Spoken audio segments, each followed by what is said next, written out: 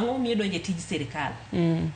Gima miyo wadonje tij sirikal mabe anyalo nyiso jo manie telo maneno ni ok oningo bed ni watimo kamano, lakini nikech nitiere rem chunowa nikech ing'eni dwe en gima nyako yudo upongo rem ma sirikal nigo koso sirikal noweyo.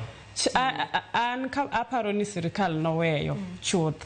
Ok ochal kaka joma nokawo maziwa ya Nyayo mapod gi babawa gini pod wacho nyaka sani. Onge nyathi skul masani nyalo nyise ni dwe ka dwe en ong'eyo ni oko parre gi weche mag taulo mag ria. Koro wakawo ting'no nikech en gima nitiere, ok en gima gi dho ngere wacho ni it's not avoidable. En gima timore dwe ka dwe. To ka ok watimo kamano to nyithindo gi ema dhi hinyore. Koro ok inyal rito sirikal. Ok inyal rito sirikal ni wabeda ing'eni wanyalo rito. Kiki bidwe ni sirikal pokoro nwa taulo go.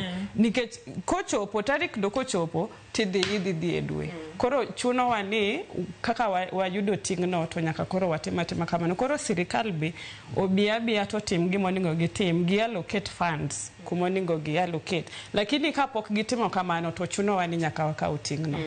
Sama idhi chwalo taulo gi aonge dhiang primary school.